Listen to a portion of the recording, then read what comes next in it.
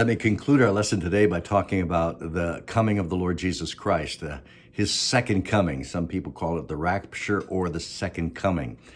There are lots of scriptures, and I've given you a lot of scriptures in your notes so you can read these concerning the second coming of Christ. You can't just take this formula of Daniel chapter 9 and expect to understand everything. You have to take all of the scriptures and all of the prophecies together. Now, some people have done that, and they've tried to predict the coming of Christ to the day and the hour. We've had that over the years, and it's happened through the time of the last 2,000 years. But in recent years, we've had some very famous people do that. Harold Camping, who is the director and owner of Family Radio, came up with a date for the coming of Christ and prophesied that Jesus was coming on that day because he knew in all of this formula and stuff. And the day came and Jesus didn't come, and what a disappointment to people. And back in 1988, I remember I was preaching on the end times, and there came out a booklet of 1988, Jesus is coming again. It gave the date and the hour, the month, and the day. And so they predicted it, and Jesus didn't come. So they readjusted it. They sent out another booklet a year later and said, I made a mistake in my calculations. It's 1989. And that came and went, and Jesus didn't come again. So there's great danger in trying to predict the end time. We're not trying to predict when Jesus is going to come. Jesus says the Father himself is the only one that knows the time of his appearing. Even the Son, the Lord Jesus Christ, doesn't know when he's going to come again. All we can know is the seasons. Matthew 24 gives us those seasons.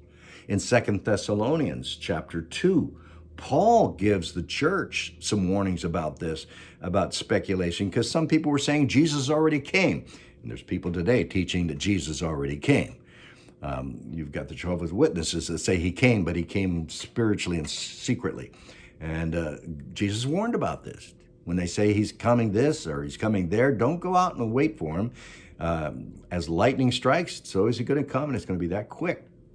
But we need to understand the scriptures. Paul says that this way, as he's trying to comfort the church concerning the coming of the Lord. He says, concerning the coming of the Lord Jesus Christ and our gathering together to him, that is to the rapture, we ask you, brothers, not to become easily unsettled or alarmed by the teaching alleging from us, whether by prophecy or word of mouth or letter, asserting that the day of the Lord has already come. So he's saying, don't believe that. Don't believe the day of the Lord has already come. There are people that use this prophecy and say that prophecy was fulfilled, the 490 years ended here with the death of Christ, or some of them say with the 70 AD, and they said that's the end of everything. Well, that's not the end of everything. Look at the book of Revelation. Book of Revelation talks about Antichrist coming and killing the two servants, the two prophets that are in the streets for 3 days, and then they rise from the dead. None of that happens. So how can you say it's all done? It's not done. But Paul is talking to the church. He says, don't become easily unsettled because of this. And he says, this must happen before the day of the Lord. For that day will not come unless the rebellion comes first, and the man of lawlessness is revealed, the son of perdition. He's talking about the Antichrist. He's talking about what Revelation talks about, the beast and the false prophet. All of that is in that 7-year period.